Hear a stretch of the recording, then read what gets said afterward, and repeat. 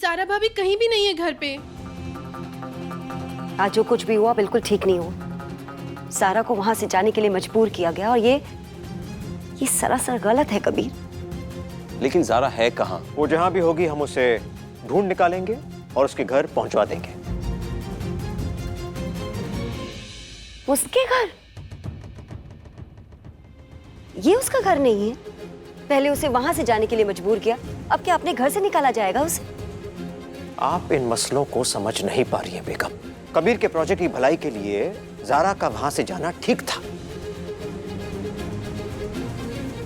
आपका बेटा अब आम आदमी नहीं रहा, आवाम का लीडर बन गया है वो। लखनऊ के नौजवान उसकी हर बात पर नजर रखते हैं और वो इस बात के खिलाफ है कि कबीर ज़ारा एक साथ है।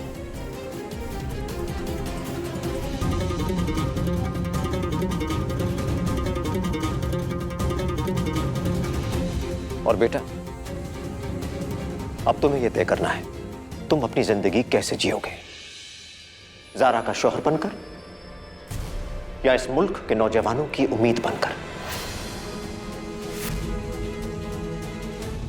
हाँ कबीर, अंकल बिल्कुल ठीक कह रहे। अब तुम्हारे पास कोई दूसरा रास्ता बचा नहीं है कबीर। या तो तुम अपनी जिंदगी भर की मेहनत और अपने ख्वाब को पूरा कर लो, या फिर ज़ारा का साथ दे दो।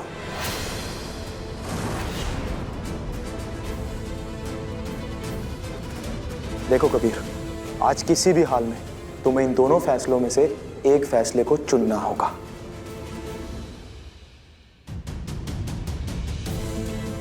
माफ कीजिएगा, हमें इन मामलों की ज्यादा समझ तो नहीं है, मगर इतना जरूर जानते हैं कि हर बीवी का फर्ज होता है कि वो अपने शौहर का सर फख्र से ऊंचा करे, शर्म से नीचा नहीं।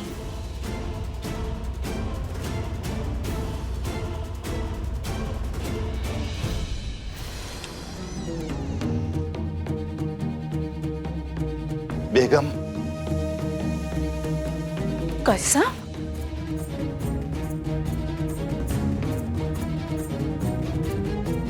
हम पानी लेके आते हैं।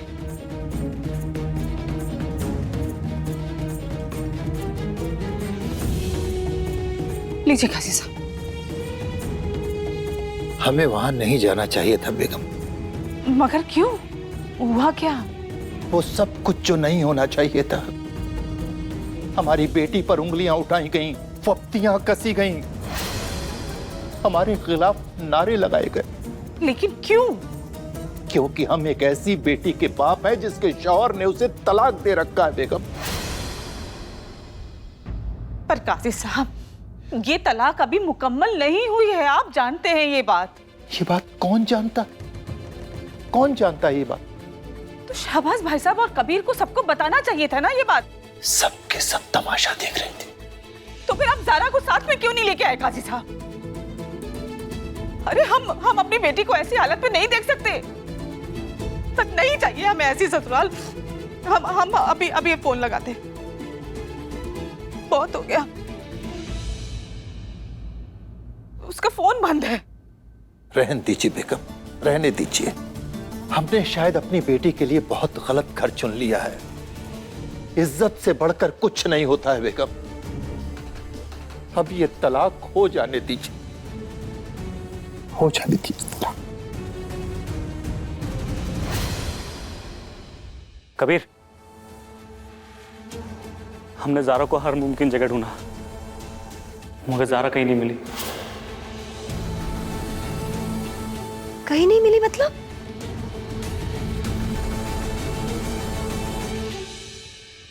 बेटा, मजहब जो होता है हमारी ज़ाती जिंदगी से बड़ा होता है और कोई भी बड़ा काम करने के लिए कुर्बानी तो देनी ही पड़ती है।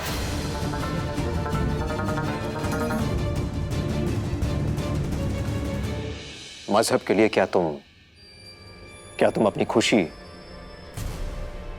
ज़ारा की कुर्बानी नहीं दे सकते?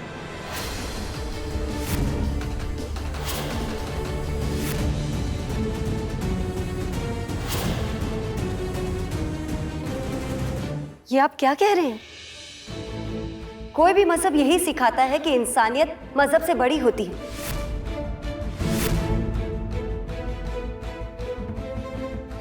लेकिन शायद इस घर के लोग इंसानियत नाम की चीज भूल गए हैं।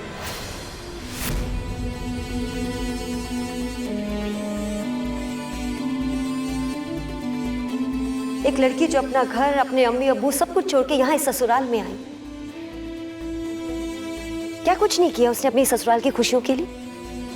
अपने जज्बात, अपने उसूल, अपनी खुशियों तक का खून कर दिया, घर बनाने की कोशिश की।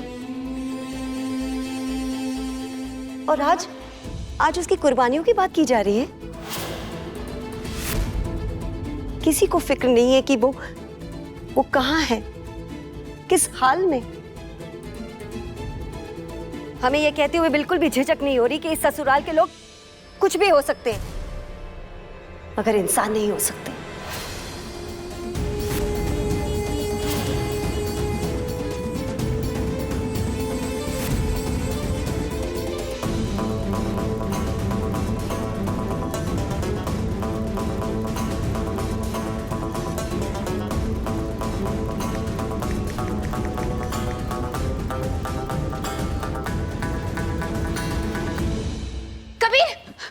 रीमा, ज़ारा तुम्हारे साथ थी? हाँ कबीर, वो बहुत ज्यादा रो रही थी और बहुत ज्यादा टूटी हुई थी। पता नहीं कहाँ चली गई, कहीं नहीं मिल रही हमें। कहाँ मिली थी तुम्हें? वो इनॉग्रेशन हॉल है ना, उसी के बाहर मिली थी। हम उसके लिए पानी लाने गए और फिर वापस आए तो देखा वो नहीं थी।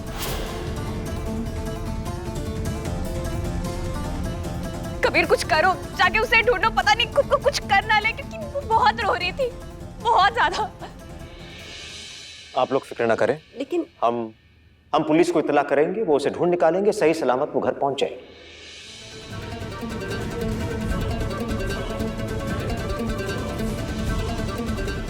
कबीर, नहीं अबू, नहीं, इस बार अम्मी ठीक कह रही है। मजहब तो हमें इंसानियत का सबक देता, अगर इंसान नहीं रहा तो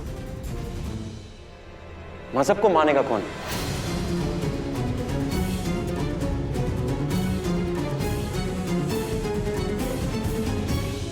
मगर बेटा तुम कहाँ जा रहे हो?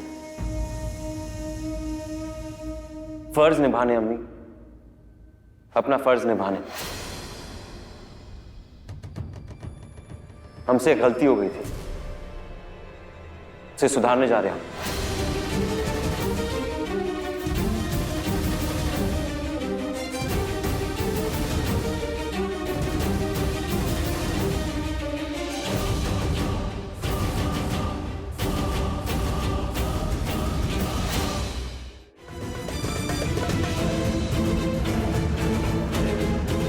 हमारे काम में दखलंदाजी देना बंद करो। तुम सिर्फ और सिर्फ हमारी बीवी हो, बीवी बनकर रहो।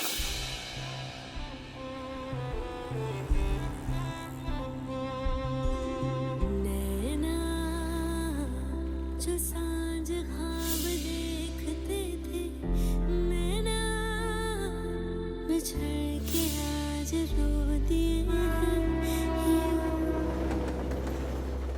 जुदा हुए कदम जिन्होंने ली ये कसम, मिलके चलेंगे हरदम, अब बांटते हैं ये गम भीगे नैना।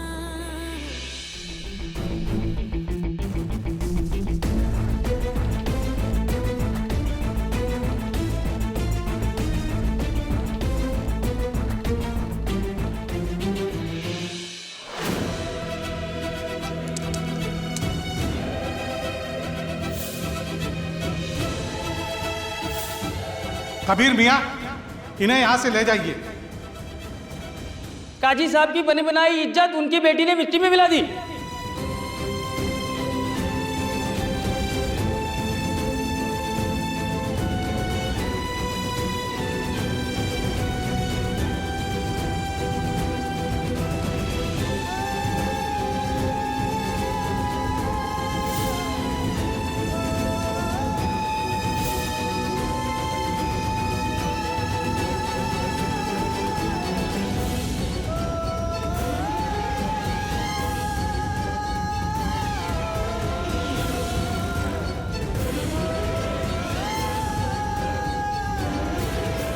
इस वक्त यही मुनासिब हो कि तुम यहां से चली जाओ